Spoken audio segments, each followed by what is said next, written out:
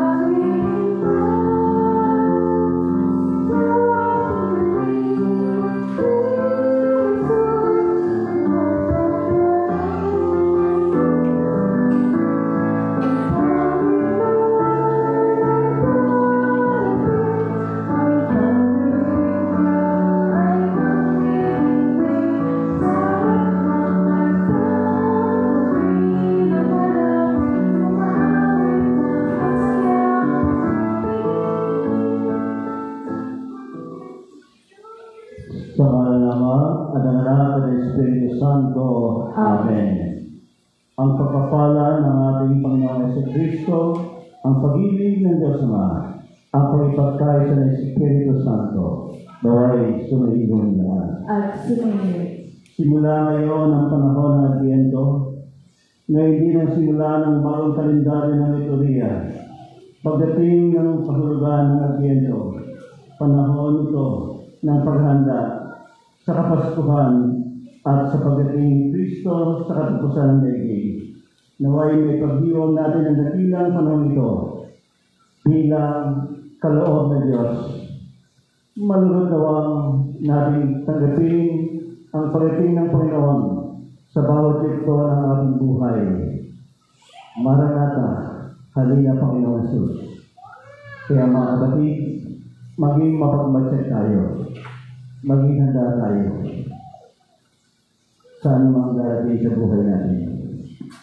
Humingi tayo ng awat sa tawad sa Diyos sa mga panahong binaliwala natin ng panawagan ng Panginoon na magbalik loob sa Kanya.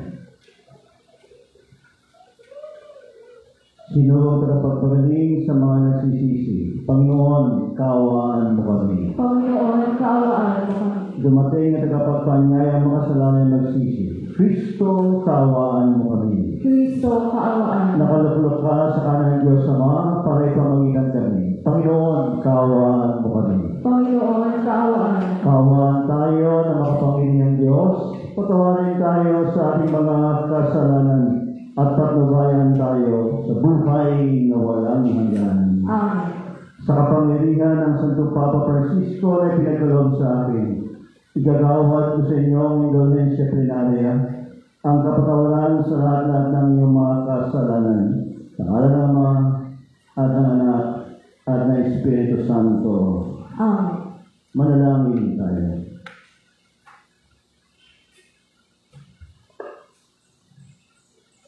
Ama namin mga pangyarihan,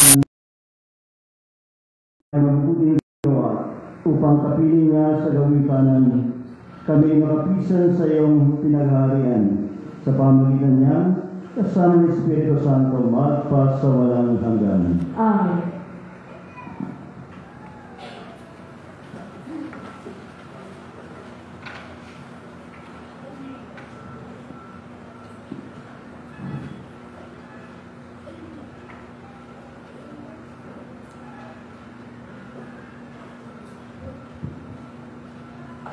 Pagbasa mula sa aklat ni Propeta Jeremias.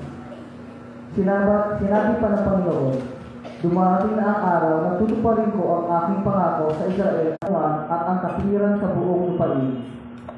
Sa mga araw rin yun, maliligtas ang mga taga-Huda at mapayapang mamumuhay ang mga taga-Jerusalem.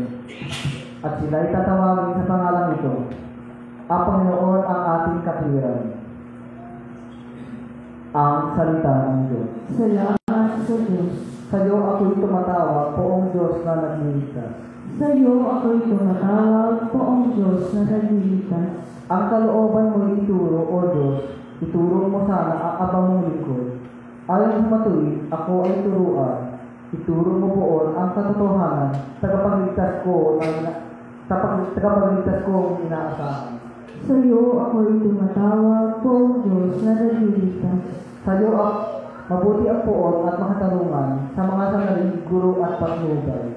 Sa mababang loob siya yaong gabay at nagturo ng kanyang kalooban. Sa iyo ako'y tumatawag, poong Diyos na nagliligtas. Tapat ang pag-ibig siya nang umaakay. Sa tumatalima sa utos at tipan. Sa tumatalima siya'y kaibigan at tagapagturo ng tipan ng banal. Sa iyo ako'y tumatawag, poong Diyos na nagliligtas.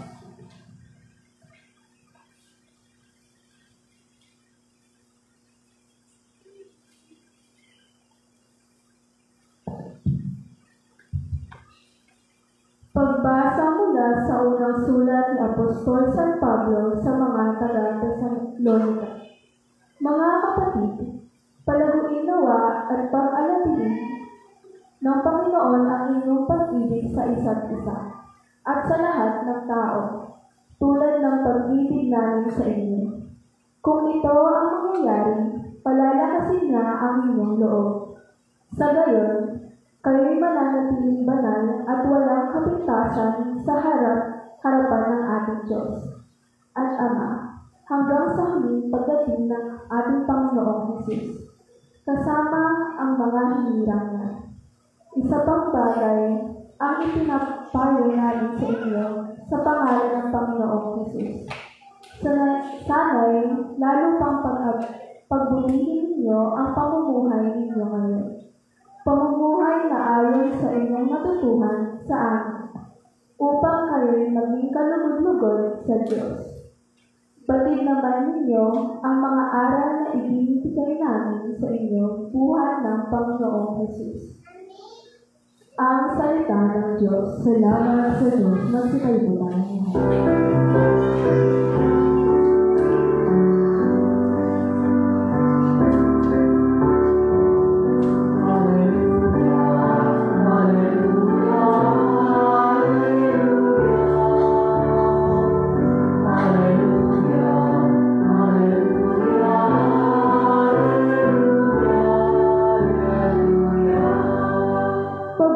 Ipakita, linapin kami tuwina, iligtas kami sa dusa.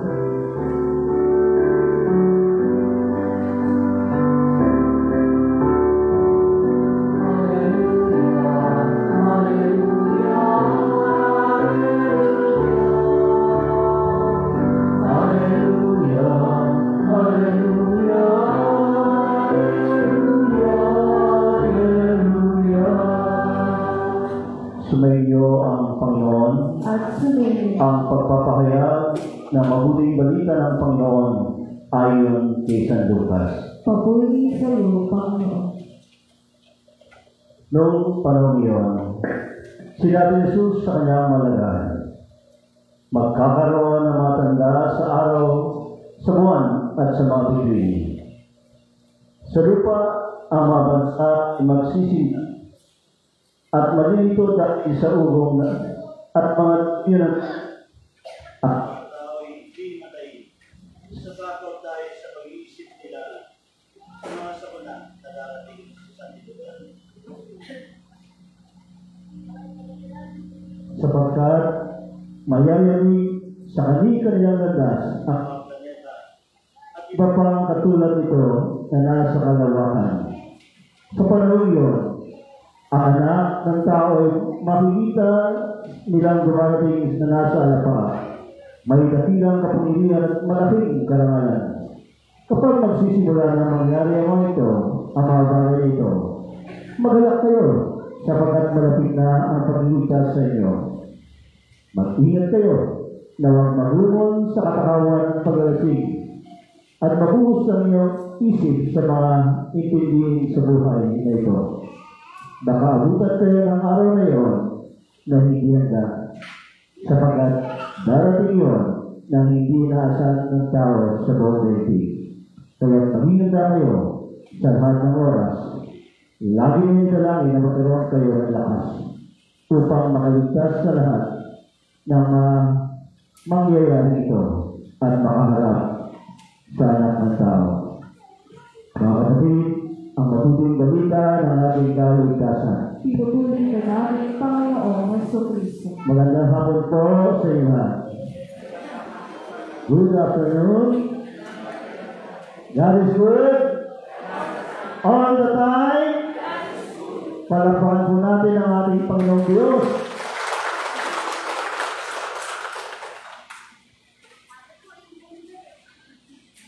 Tayo po ay nasa bagong taon ngayon ng liturhiya. Dahil magsisimula tayo ng panibagong taon. Ito po yung unang linggo sa panahon ng Advent. Panahon ng paghahanda sa dumating na darating at sa ating hinihintay. Kaya po, the word of the day is attentiveness. Maging mapagmadya, maging handa tayo. So yan ang panawagan po sa taon ito, sa unang linggo ng Advento. Panahon ng paghintay sa pagdating ng Panginoon sa ating buhay. Nakita po natin sa ating mga pagbasa, nakita natin sa ating Ebanghelyo lalo-lalo na ang nakakatakot na mga pangyayari. Kaya hiniling tayo na maging mapagmatsyag tayo, attentive tayo sa mga kapagpangan ko, yung makinig ay halos magkawangis po ng makiramdam. No? Dahil yung pakikinig, para ikaw ay makapakinig, kailangan may pili ka, no? Kailangan may pakiramdam ka. Kaya nga po, napakaganda ito na magkaugnay pala, lalong-lalo na sa mga kapangpangan na ang makinig at pakikinig ay pakikiramdam rin. No? Kaya sa araw na ito at sa linggo ito, unang linggo ng Advento, inaanyahan po tayo na maging mapagmatiyag, to stay alive, alert. Sabi nga sa kanta ng charismatic, ano yung karugtong? Enthusiastic. Stay alive, alert, and enthusiastic. So alert, vigilance, and we must avoid distraction. Yun yung una. At pangalawa po, sa ating pag-uusapan at pag-iilayan ay yung pangangailangan natin to stay focused sa ating paghahanda. Sa una, titignan natin ano ba yung mga distraction.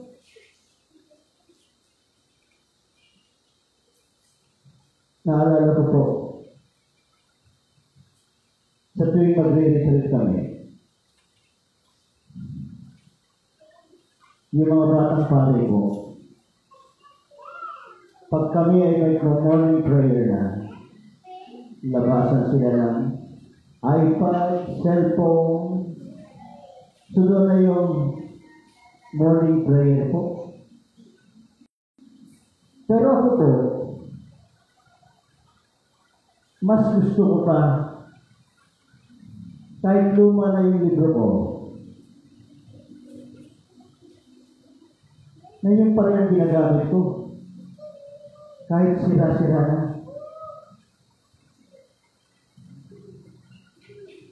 Hindi po sa sinauna ako. O katulad ni Monsignor Cacho, na conservative kami. Nasanay po kami sa seminaryo na gumamit ng prayer book na ang tawag po namin doon nung kami sininalista pa ay pray daily. Pero naging pare po ako, 4 na volume na yun.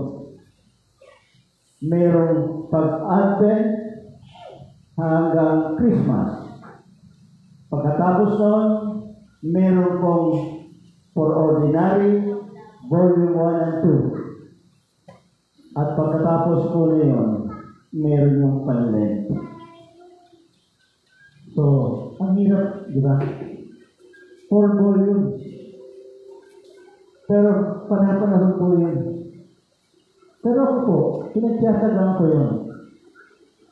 Dahil kahit na nasa bundok ako, mawalan man ng wifi, nakapagdadasal pa ako. Di ba? Mawalan man ng kuryente, makakapagdasal ka ba? Malowat man yung iPad o cellphone mo, makakapagdasal ka ba? At hindi lang po yun. It might be source of distraction. Diba? Bakit distraction? Maniwala na kayo. Pagbukas mo pa lamang ng cellphone sa umaga, ano yung bubungat sa'yo? Sige nga.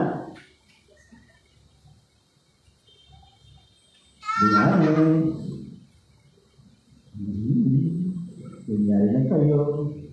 Hindi kunyari alam. Diba? Pagbukas niyo yung cellphone, bubungat sa inyo sa Facebook. Malaswa. Oh. Diba? Basta bubungat na lang doon yun. Hindi ka mag-request. Diba? Magpakatotoo po kayo. No. Pero, ganun po yun.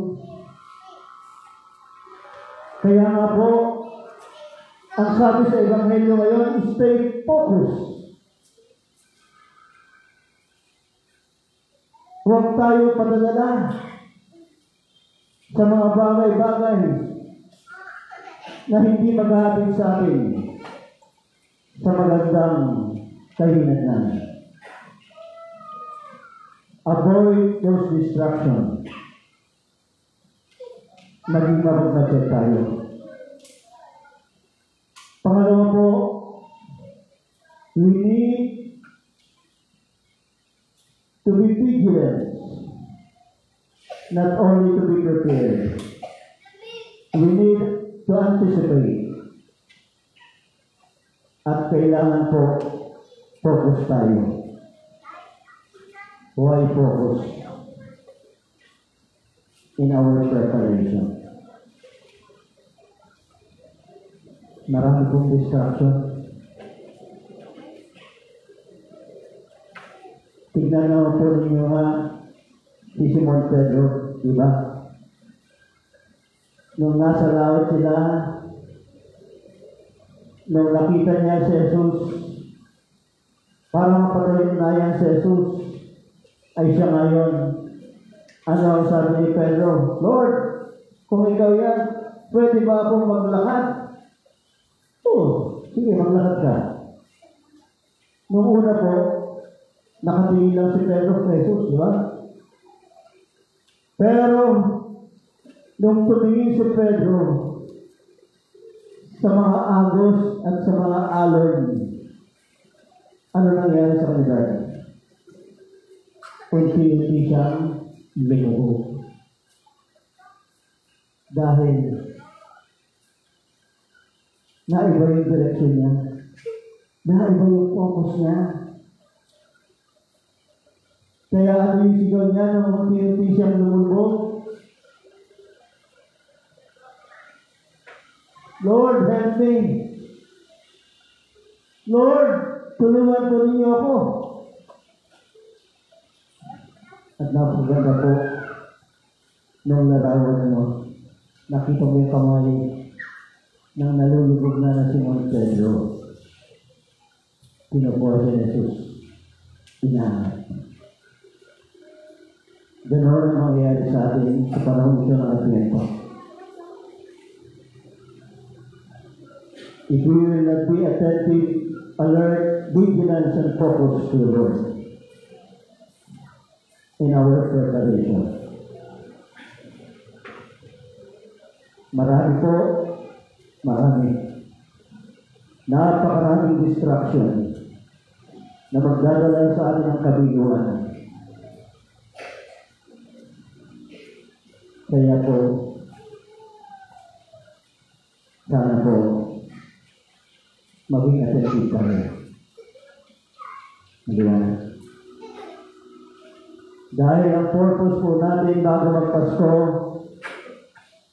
kaya tayo po ay nagsisigi ng kandilang pamasko at pang-Advento na kulay violet. Hindi po tayo nagsuluksa. Pero ang tema natin is penance and reconciliation. Makapagsisi tayo, maihanda natin ang ating sarili, ang ating kaluluwa sa pagdating ng Panginoon. At hindi ito magagawa sa pagbili ng mga dekorasyon, sa pagkabili ng mga parol at Christmas light. Amen. Nung bata po ako, tuwa-tuwa ako sa Christmas light. Hanggang nung batang pare ako, sa ayaw ko at sa gusto, hindi naman ako adik sa Christmas light. Umaabot po ako Pangasinan, Loon, napanoorin po yung mga Christmas light sa mga daan. Pero nung tumanda na po akong pare, nasay ako sa Olongapo, nasay ako sa Antonio, nawala na po yung panahon ko sa Christmas night. Alam niyo kung bakit? Any time of the year, nakakakita ako ng Christmas light sa mga nightclub at bar, di ba?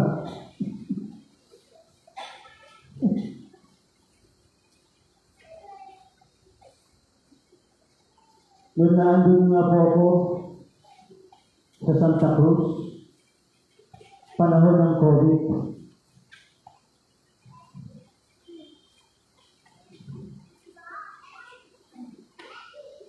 cemetery na mayroon pa mga Christmas light sa kabila ng cemetery.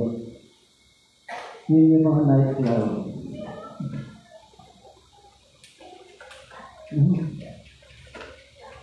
Kaya nawala na po ako ng gana. Dahil tuwing Sabado, pag mamimisa ako sa Mario, yun ang makikita ko, wow! Kahit na hindi Pasko, kahit hindi na magpapasko, may Christmas light. Nawawala po yung purpose ko sa pagdating ng Panginoon. So my dear brothers and sisters, what kind of attentiveness that is required for us? Ano ba yung kailangan natin to stay focused? Kailangan natin ang disiplina ng ating sarili. Mga kapatid, Sana po, gamitin natin ang panahon ito. 4 na linggo ng panahon ng Adbyento bago ang Pasko. Binigyan po tayo ng simbahan sa ating mga tahanan. Magkaroon po kayo ng Advent for you to look down, to look ahead, and to look forward with hope and love. Baka mamiss po ninyo. Tulad ng matanda. Mayroon pong matanda, babae. Nagpakita po sa kanya Panginoon sa panaginip. At ang sabi sa kanya, Nay, bibisita ko daw sa iyo bukas sa panaginip. Sa pag-isip po niya, naalala niya yung panaginip niya. So, ang ginawa po ng matanda, naglinis siya ng bahay. Ngayon, nagluto siya ng masarap na pagkain dahil may darating siyang bisita, ang Panginoon Yesus. So, habang naghahanda po siya, tumatok yung kapitbahay. At yung kapitbahay, humihingi po ng tulong. Humihiram ng sasakyan para dalhin at itakbo sa ospital yung anak. So, ang sabi ng matandang babae, saka na lang yan. Huwag mo akong gambalain. Busy ako. Don't disturb. Darating ang banal na panahon ko. So matapos naman po ng isang oras, may dumating yung kanyang dating kaibigan na naging kaaway na niya. Ngayon, itong kaibigan na ito ay humingi ng oras para humingi ng patawad sa kanya. At ang sabi ng matandang babae, sa kanila, meron akong panawin na darating. At bago po magtakip sila, meron namang dumating. Humihingi ng tulong. Mga tiga-simbahan. Hindi ko alam ano yun. Yung taga-DOT. Humihingi po ng konting tulong para sa mga salanta ng Christine. Ngayon, sabi po ng matandang babae, bumalik na kayo sa isang araw. May hindi tayo ako. Pasensya na. Kahintay po niya Jesus. Nakatulog siya. At nung nakatulog siya, napakita muli ang Panginoon sa kanya.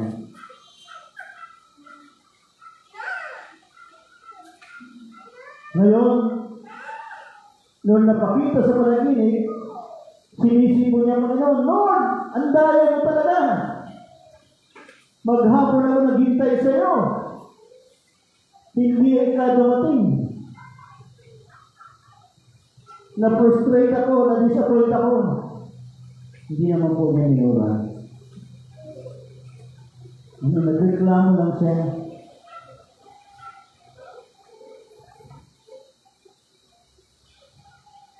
Pero sabi ng Panginoon, teka muna.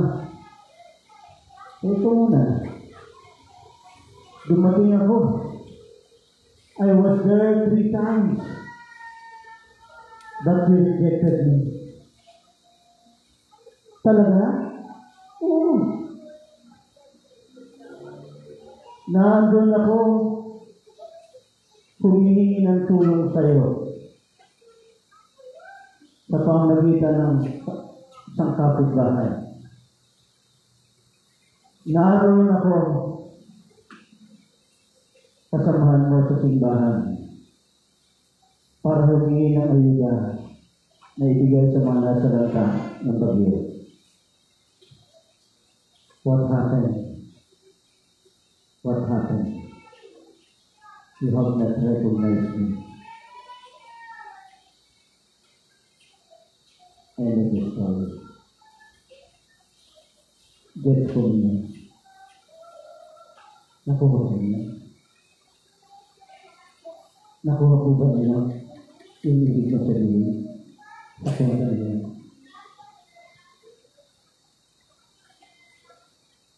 Bakit busy tayo sa ibang bagay? Hindi natin maalala na si Kristo na pala ay kumakatok sa ating hinihintay. Be alert, be vigilant, be attentive. It might be the Lord asking for help. It must be the Lord asking for forgiveness.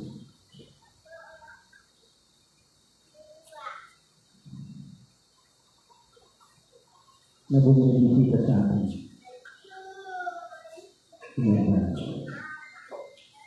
Kaya mga kapatid, maging magpapagyan po tayo. Huwag tayo maghintay ng malaking bagay para malaman natin ang presensya ng Panginoon. Baka inutusan niya sa isang dukha, isang kapitbahay, sa isang dating kaaway, at naging kalaban mo sa buhay nito. And you didn't even recognize that Jesus was there. Kaya mga kapatid, nasa unang linggo pa lang po tayo. Be prepared. Kung gusto niyo magkaroon ng pag-asa, lalo-lalo na this year is to give the year for hope. Kung gusto natin yung kaligayahan, huwag na natin pong hintayin yung pagdating ng Pasko.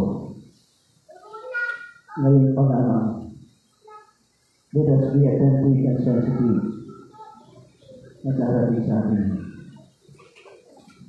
Amen. Meron po akong dinala ng isang linggo. Nasa ICU na po siya. Ibinigay ko na po yung huling sakramento.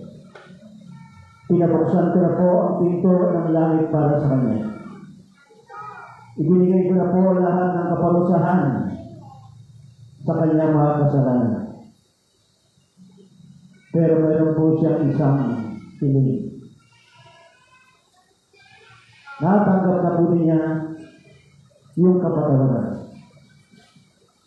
Natanggap na niya at nagsisi siya. Pero sa gitna po ng may kanin na yung buhay niya,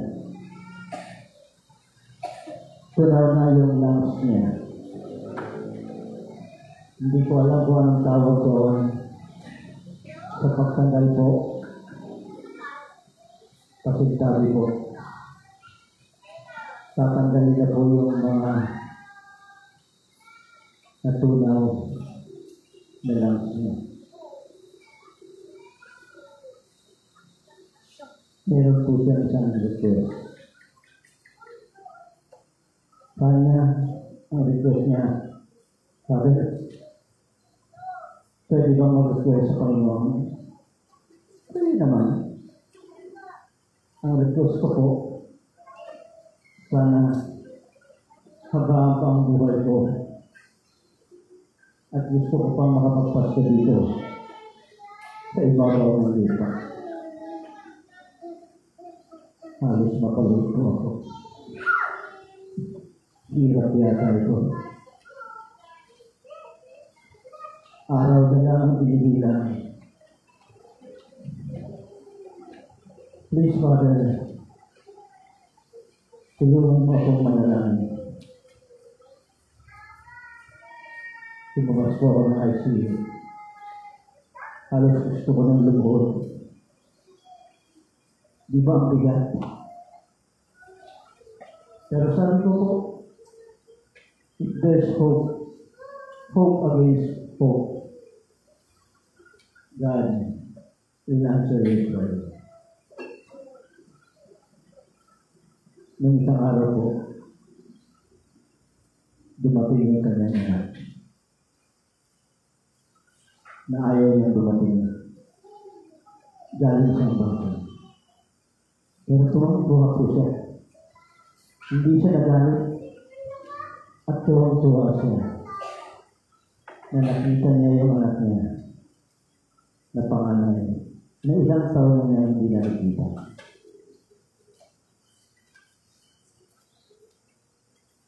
At kanina po, natapos ang isa ko sa SM for Divine Mercy. Dinalaw ko siya. Tuwa-tuwa ko siya. Sabi, malapit na po ang Pasko. Wala nang isang buwan. Sabi ko sana, iyan na yun. Pero sabi niya, Father, I can see hope. Pagbibigyan niya ako ng Panginoon. Siguro, sabi niya, hindi po ako nagbibigay ng recollection. Nagbibigay lang ako ng paalala sa panahon sa ito ng Diyos. To be attentive, to be alert, and vigilant for the coming of the Lord. Sa buhay mo. Sumasampalataya ako sa Jesucristo ang isang anak ng Diyos, Panginoon natin lahat. Nagkatawang tao sa lalang ng Espiritu Santo, pinanganak ni Santa Maria ng Berne, pinagpakasakit ni Poncio Pilato, pinako sa krus na matay at iwin, nanawag sa karoon ng mga imaw, nang may 3 araw na buhay na muli, umakyat sa langit, nalaklok sa kanan ng Diyos sa mga makapangyarihan sa lahat. Doon nagmamalat pa rito at ukom sa mabuhay at namatay na tao. Sumasampalataya man ako sa Diyos Espiritu Santo, sa banal na simbahan Katolika, sa kasamahan ng mga pagkakanda natin sa pagdating ng Panginoon. Buong tiwala tayo panalangin. Ama, dinggin mo ang aming panalangin. Ama, dinggin mo ang aming panalangin. Gabayan nawa ng mga pinuno ng simbahan ang buong sambayan ng Kristiyano ngayong Advento upang maging mas makabuluhan ang paghahanda sa pagdating ng Panginoon. Manalangin tayo. Ama, dinggin mo ang aming panalangin. Maging matapat at matuwid nawa ang mga pinuno ng mga bansa sa kanilang tungkulin paglingkuran ang kanilang mga nasasakupang mamamayan. Manalangin tayo. Ama, dinggin mo ang aming panalangin. Madama nawa ng mga may sakit, mga nawawalan ng pag-asa, at mga naghihikahos ang pagdamay at paghilom ng Panginoon. Manalangin tayo. Ama, dinggin mo ang aming panalangin. Makalakbay nawa kami ng may pagpapakumbaba ngayong bagong taon ng liturhiya upang sa aming patuloy na pagtahak dito sa bayang Makapis-hapis, matahak namin ang landasin tungo sa kabanalan at kaganapan ng paghahari ng Diyos. Manalangin tayo. Ama, dinggin mo ang aming panalangin. Maging masaya nawa sa piling mo ang mga kapatid namin na mayapa at magkamit nawa sila ng kapatawaran ng kanilang mga kasalanan. Manalangin tayo. Ama, dinggin mo ang aming panalangin. Sa ilang sandali ng katahimikan, itaas natin sa Diyos ang ating pansariling kahilingan, gayon din ang mga taong lubos na nangangailangan ng ating panalangin. Ilakipin po natin sa ating panalangin ang pasalamat sa biyaya ng buhay para kay Bishop Bartolome Santos Jr. Ang pasalamat sa biyaya ng pagkapalit para kay Bishop Daniela Presto, sa lahat ng mga nagpapasalamat sa Diyos, sa biyayang kaloob sa kanila, sa lahat ng humihiling ng ating mga panalangin, sa kanilang mga karamdaman, lalong-lalo na para kay Father Ordinoso, sa mga Scarinas, gayon din sa lahat ng may iba't ibang karamdaman. Manalangin tayo sa Panginoon. Ama, hindi mo ang aming panalangin. Ama namin, Diyos, bigyan mo ang mga panalangin ng iyong bayan, puspusin mo ang kagalakan, pag-asa at pag-ibig ang aming mga puso upang madatnan kaming sumasampalataya kay Hesus Kristo na anak mo at Panginoon magpasawalang hanggan. Amen.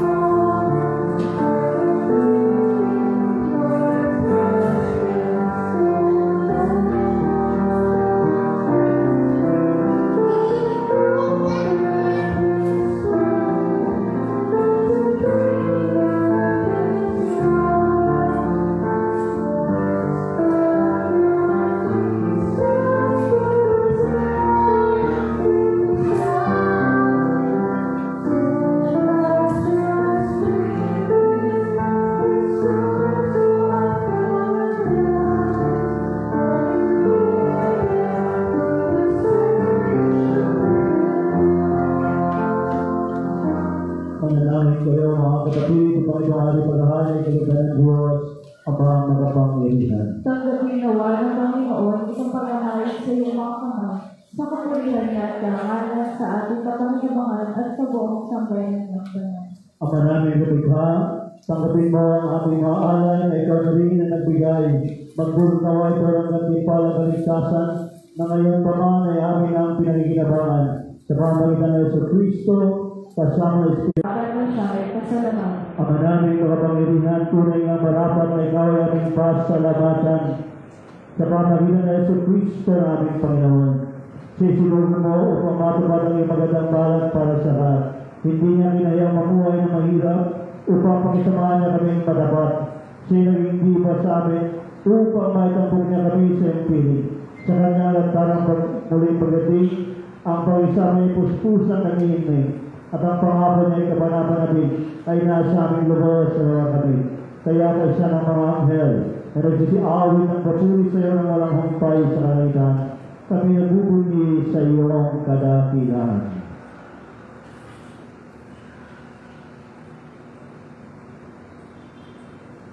Santo, Santo, Santo, Panginoon Diyos ng mga ako. Nagpupulang ang paglupa ng kadakilaan mo, kung sana sa kaligtasan. Pinagpala ang pagdating sa ngalan ng Panginoon, kung sana sa kaligtasan. Ama namin banal, ikaw ang bukalan ka ng kabanalan, kaya sa pamamagitan ng iyong Espiritu na iyong banal ang mga kaloob na ito, upang para sa amin ang iyong katawan at dugo ng aming Panginoong Hesus Kristo. Bahaw niya pinagpihis sa kusang loob ng iyong nandor, hinawakan niyang tinapay, pinasalamatan kanya, pinaghati-hati ngayon at tinabot sa kanyang malagad at sinabi, tanggapin yung lahat ito at kani. Ito ang aking katawan ay handog para sa inyo.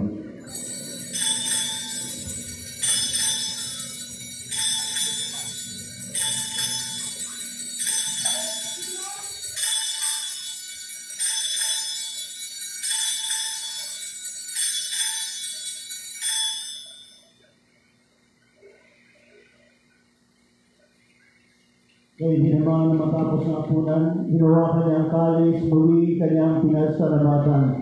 Inabot niya ang kalis sa kanyang alagad at sinabi, tanggapin niyo lahat ito at inumin. Ito ang kalis ng aking dugo, ng bago at walang hanggang tipan. Ang aking dugo na bubuhos para sa iyo at para sa lahat. Sa iyo pagpapatawad ng mga kasalanan. Gawin niyo ito sa pag-alaala sa akin.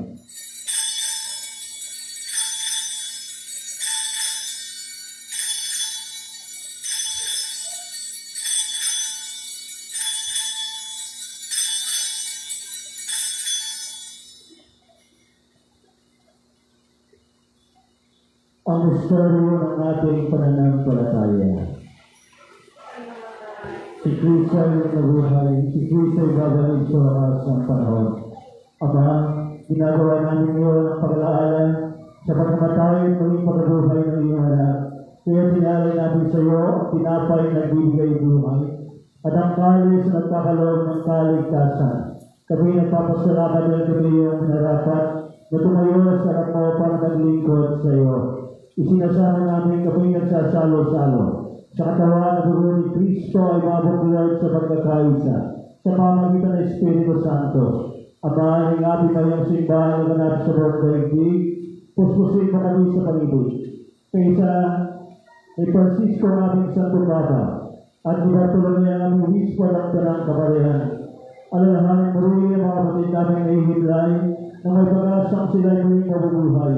Kaya hindi naman lahat kamapumanaw, lalong-lalo na walang nakakaalala, mga naghihirap sa purgatorio, biktima ng karahasan. Kaawaan mo sila at patuloy sa iyong kaliwanagan, kaawaan mo at labanin kaming lahat, na makasalo sa iyong buhay na walang wakas.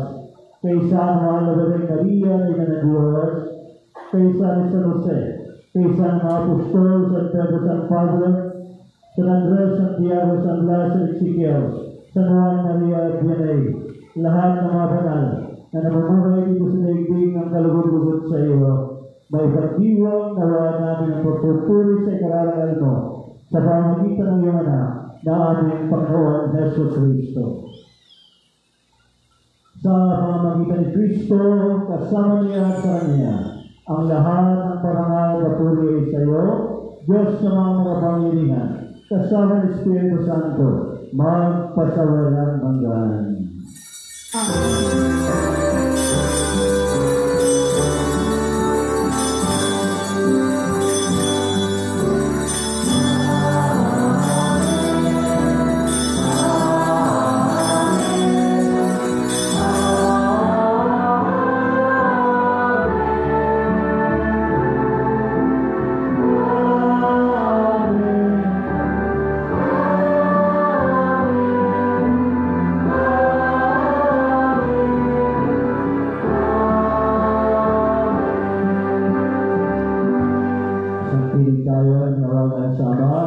Sa paglalaki ko ng kanyang anak sa Jesus na magagad ang Ama namin.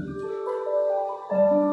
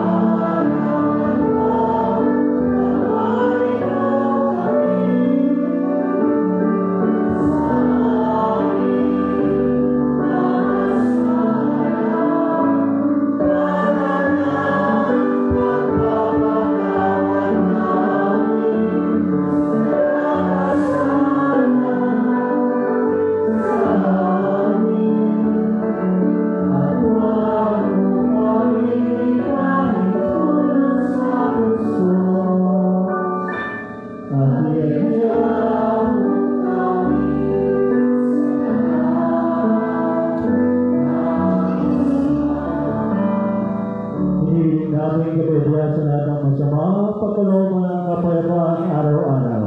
Iligtas sa kasalanan ilayo sa lahat ng kapakangan, samantalang aming pinanabigan ng katilang araw ng pagpapahayag ng tagapagligtas namin, si Yesu Cristo. Sapagkat iyo, Amen. Amen. Ang kapayapaan ng Panginoon ay lang ginawa sa may lahat. At sumunod. Mabigay tayo ng kapayapaan ni Cristo sa isa't isa. Please believe you, kapayapaan po sa iyo. Kordero ng Diyos.